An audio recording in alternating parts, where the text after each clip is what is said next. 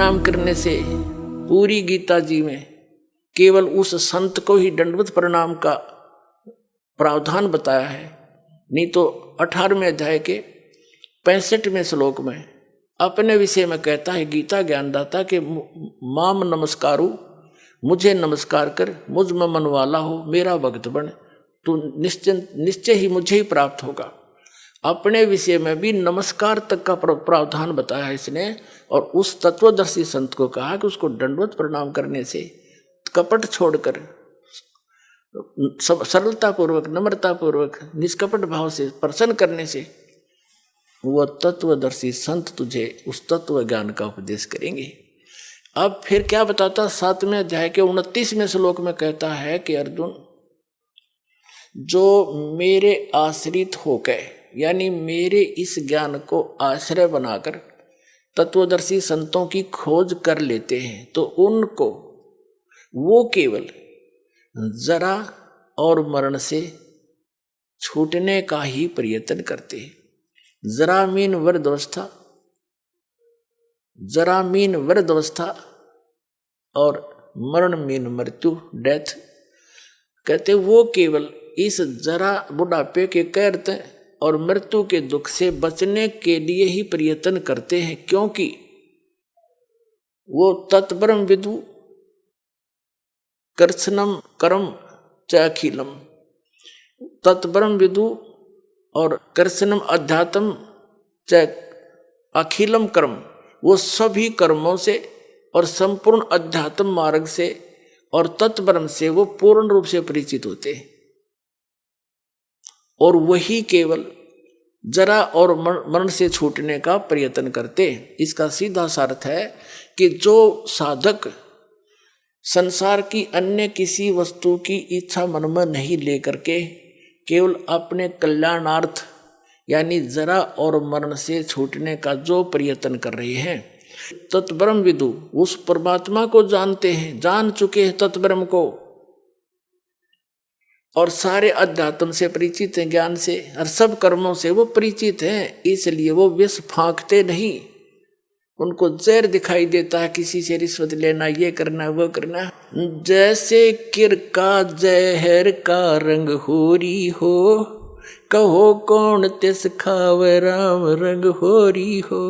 अगर तो होरी माने खुशी, जैसे होली बनाते हैं अपने हिंदू धर्म में, तो होली का मतलब बड़ी खुशी के साथ नाचते हैं, गाते हैं। कहते हैं यह तो है नकली होली। असल खुशी तो उनको होगी जो परम पिता परमात्मा कबीर जी की शरण में आकर विधिवत भक्ति करेंगे, सारे सुख रहेंगे, कदे आनी ना हुए। कहते समर्थ का शरणाग हो रंग होरी हो, कदे न हो ऐ काज राम रंग होरी हो। अब क्या बताते हैं कि जैसे किर का जहर का रंग होरी हो, कहो कौन तिस खावे राम रंग होरी हो। जिसने परमात्मा की शरण में रहना है और राम रंग की होली खेलनी है, यानी सदा सुखी रहना है यहाँ भी और सतलोक जाकर, तो वो जैसे किर का जहर का कहीं पर विष का कण गिरा हो छोटा सा भी, और आपको पता है कि ये विष है, उस अधिक तो दूर की बात है, विष को खाना उस कण को भी नहीं खाएगा, उठाएगा वहां से और ऐसी जगह पृथ्वी में दबा कर आएगा किसी के ओर का हाथ ना लग जा, और हाथ धोएगा मिट्टी से, कदे इसका अंश मेरा ना छू जा किता है। तो कहते हैं जब आप पूरे अध्यात्म मार्ग से और सभी कर्मों से परिचित हो जाओगे, फिर आपको रिश्वत लेना, चोरी जारी ठगी डाके डालना और दहेज लेना और देना दोनों जहर दिखाई देगा। फिर कहते हैं जैसे किर का जहर का, अभी आपको उदाहरण दिया, उसने कैसा जुल्म किया, अपना भाई मार दिया, किस लालच में, अगर यह सारी जमीन मेरा रह जाएगी, वह जमीन रही नहीं, संतान कुल नाश हो गया और पाप धरे रह गए न्यो के न्यो। तो ये सच कर मान लिए, कोई वैसे सिंपल एग्जाम्पल मात्र नहीं है, ये गॉड गिवन ज्ञान है, उसकी कबीर परमात्मा का बताया हुआ, आंखों देखा उन महापुरुषों का बताया। ये कोई डूम बाट के गीत ना समझना। बहुत युगों से आप दुख पा रहे हो और इसी काल के झंझट में उलझ पुलझ कर यही मर जाते हो। तो क्या बताते हैं, जैसे कर का जहर का एक भी किसी का पाई भी लेना, बिल्कुल आपको विष दिखाई देगा। फिर कौन खाओगा उस विष को? कि तुमने उस दरगाह का मैल नहीं देखा और धर्मराज के तिल तिल का देखा। हर पाई पाई का हिसाब होगा वहां पर। तो इसमें तो बहुत बड़ा बखेड़ा बन जाएगा आपके लिए। तो बुद्धिमान व्यक्ति फिर उसका निकट नहीं जा सकता। अबोध बालक जहर चाहे सारा खा जा, लेकिन ज्ञान होने के बाद व्यक्ति विष के निकट नहीं जाता। तो जब तक आप अबोध थे, खाते रहे विष, मरते रहे, गधे कुत्ते बनते रहे, ये विष है। ऐसे संकट भोगने पड़ते हैं अपने को। और जब बुद्धिमान हो गए वो तो इसका निकट भी ना आते। जैसे भक्ति के मार्ग में बहुत ही सीमित सामान लेकर चलना चाहिए। ये परमात्मा स्वयं आकर के भक्ति दृढ़ करते हैं कबीर परमेश्वर जी। एक समय ये कहीं प्रगट हो गए थे, वहां रह रहे थे एक संत रूप में। उनके शिष्य हुए एक रंका, एक बंका, एक उनकी लड़की थी, उसका नाम था वंका। और उसी समय उन्हीं के पैरल हुए श्री नामदेव जी, जो छिपा जाति में उनका जन्म था, बड़े महापुरुष हुए। तो पुण्यात्माओं, जैसे हम अन्य संतों के चमत्कार देखकर, उनसे हुई कुछ आध्यात्मिक लीलाओं को देखकर हम उनको परम संत मानकर वहीं तक सीमित हो गए, फिर उनकी समाधि पूजन लग गए यादगारों को। अब वो संत बचपन से ऐसे लीला होती थी उनसे, और उनके इतिहास में लिखा है कि छोटे ही बचपन में से ही उनके ऐसे ऐसे भगवान की तरफ से बहुत से उनके बेनिफिट मिले। तो वो पिछले जन्म के पुण्यकर्मी प्राणी थे, पार हुए नहीं, वो फिर दोबारा आगे जन्म लेकर। तो उनकी बचपन से ही वो भक्ति की जो चमत्कार थी, वो चिंगारियां फट रही थी। कुछ दिन में डिस्चार्ज हो जाती, खत्म हो जाती वो, कुछ दिनों के बाद फिर वो चले जाते ऐसे ही अपना कर्म बिगाड़ कर। उन्हीं में से ये एक नामदेव जी थे। बचपन से ही उनकी पिछले संस्कारों से, पुण्यों से बहुत से ऐसे लाभ हुए। एक बार विठल भगवान की पूजा करते हैं महाराष्ट्र के अंदर। तो विठल भगवान की एक मूर्ति बना रखी होती है। विष्णु है विठल, वैसे विष्णु को विठल मानते हैं। विठल विष्णु जी के अवतार थे। उनकी मूर्ति बनाकर पूजा करते हैं, उनको भोग लगाते हैं और पीछे आप भोजन करते हैं। तो एक बार नामदेव जी के छोटे से थे, उनके पिता ने कहा, बेटा हमने कहीं बाहर जाना है, कई दिन माना पड़ेगा, तुम भगवान को भोग लगाना ठाकुर जी को, और पीछे दूध पीना। पहले भगवान को भोग लगाना ठाकुर जी को, विठल जी को, और फिर पीछे ग्रहण करना, अन्यथा पाप लगेगा। बच्चे का बहुत जल्दी असर होता है इन बातों का। माता पिता चले गए, पहले से पैदल जाते थे, पैदल आते थे, 3 दिन जाने में, 1 दिन वहां रुक के 3 दिन आने में लग गए। जैसे भी 1 हफ्ते में आए। अगले दिन नामदेव जी ने नहा धोकर दूध का कटोरा भर के और विठल भगवान की मूर्ति का आगे रख के, जैसे माता पिता करते थे, पर्दा लगा के खड़ा हो गया, भगवान भोग लगा लो, भगवान भोग लगा लो। थोड़ी देर में पर्दा उठाया, जो का दो रखा कटोरा, नहीं दूध लगाया, नहीं पिया। अब उसके माता पिता क्या करते थे कि कटोरा रख के ऐसे करते थे, विठल भगवान दूध पी लो, पर्दा लगा देते थे। एक आली सी में मूर्ति रखी थी, उसका पर्दा ला रखा था, और थोड़ी देर में उठा के अपने आप सारे दूध में मिला के और पी लेते थे। और बच्चे को इन्हों पता नहीं था कि विठल जी दूध ना पीते। उन्हें सोचेगा जी घूंट भर लेते होंगे भगवान, तभी माता पिता लाते हैं। उन्हें देखा भगवान ने तो दूध ना पिया। उस दिन भी फिर खुद भी रोटी ना खाई। भगवान आप भोग नहीं लगाओगे तो मैं भी नहीं खाऊंगा, आदेश है मेरे पिताजी का। अगले दिन फिर रख दिया दूसरा भर के, उस दिन भी ना पिया। रोटी नामदेव जी ने भी नहीं खाई। अब तीसरा दिन निकला, बालक मरण हो गया।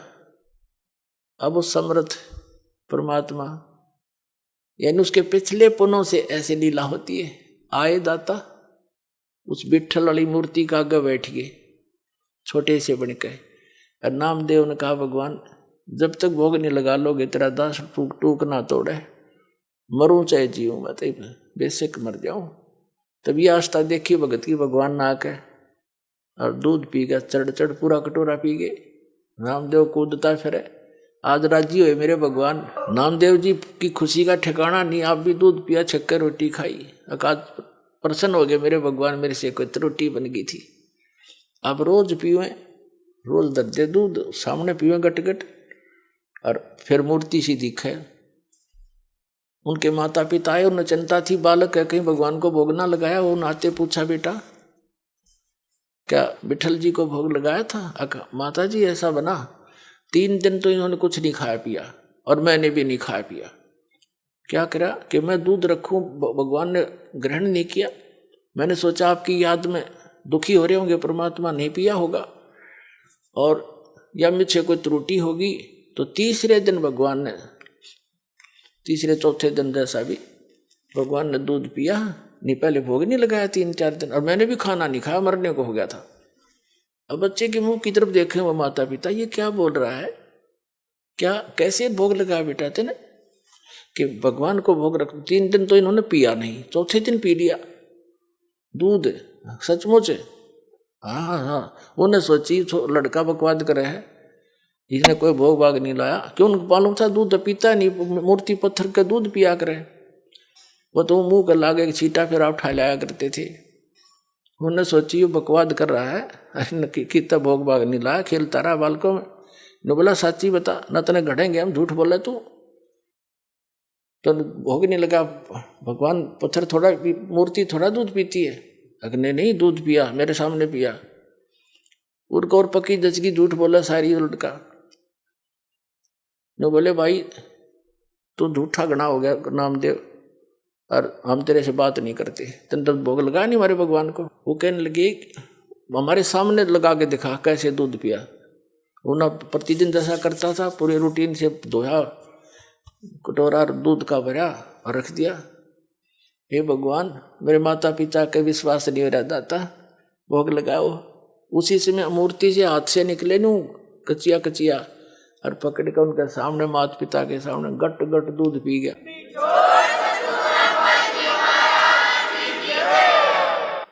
तब उसके माता पिता ने सारे गांव में बता दी, नगर में, कि विठल जी ने दूध पिया मेरे बेटे से, दूध पिया मेरे बेटे से। ये और गांव का जच्चे ना वो लागे कहने बकवाद करता है, पाखंड करता है, तो है झूठा कपटी, क्यों पाखंड फैला रहा है?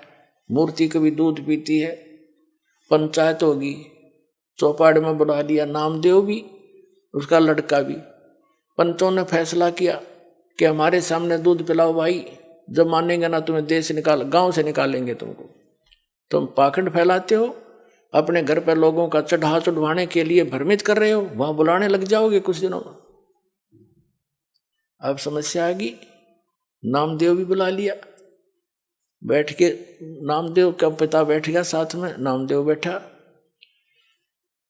और कहा भाई क्यों बच्चा भोग लगा? भगवान ने, विठल जी ने दूध पिया था? कहाँ जी पिया। अब ये रखी है मूर्ति अलग से सुथरी स्थान पर बनाकर सटेज सी रख रखी थी कि यहाँ पे ला के दिखा दे, ये दूध रखा। वो अपना जैसे भी नहा धो के आया था, हाथ धोकर रखा कि हे विठल महाराज, दूध भोग लगाओ मेरे दाता, मेरे माता पिता संकट के अंदर हैं, दया करो मेरे मालिक। उसी समय पंचों के सामने हाथ निकले मूर्ति से और गट गट दूध पी लिया। सारे देखे खड़े खड़े।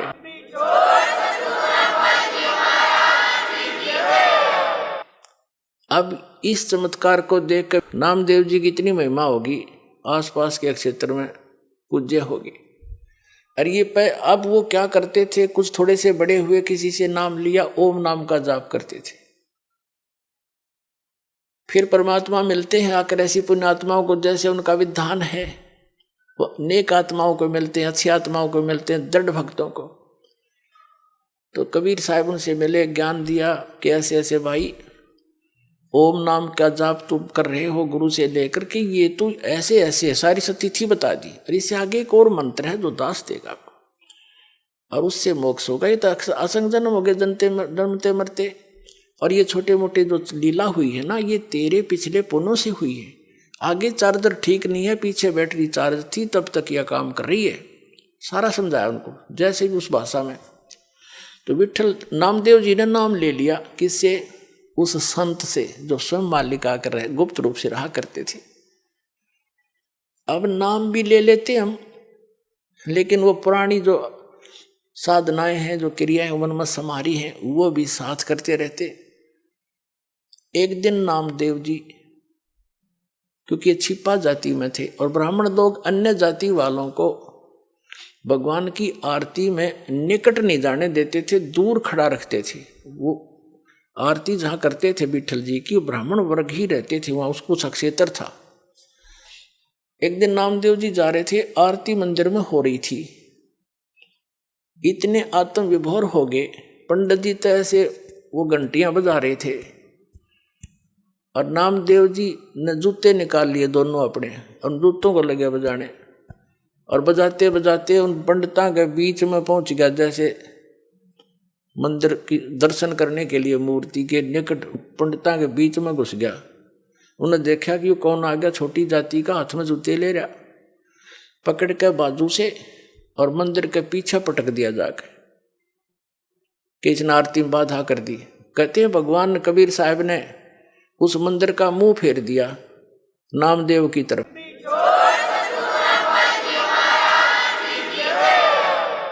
और पंडित जी पीछे घंटी पीटे खड़े खड़े पछला काने, तो नामदेव जी उठ कर आगे। अगले दिन वो उनसे मिला, अपने गुरु बहनों से, भाई से, रंका, बंका और वंका। तो घर पे पहुंचा, वहां आते जाते रहते थे। घर पे गया तो अकेली लड़की थी वंका, माता पिता कहीं बाहर गए हुए थे। वो लड़की कुछ पट्टी तैयार करे थी, जैसे किसी का चोट लाग जाए उसका, जैसा भी देसी इलाज, कोई कूट छेद के जड़ी बूटी। नामदेव जी ने पूछा, बहन किसको क्या हो गया, आप क्या बना रही हो? अपने आत्मा भगत जो होते हैं वो भगत वाली भाषा बोला करते हैं। और लड़की बोली, भाई नामदेव तू चल रहा है बनमुखी, अपने हिसाब से चलता है भाई, तू आगा पीछा नहीं देखता, तेने क्या जरूरत थी वहां मंदिर उन पंडितों के बीच में जाकर खसण की है? गुरु जी की बेइज्जती कराना चाहता था तू। जब तेरी बेइज्जती देखीगी नहीं गुरु जी पे, और गुरुदेव ने जो तेरा मंदिर घुमाया है ना, उसके कारण गुरुदेव का चोट लग गया हाथ के, और उसके लिए पट्टी तैयार करो।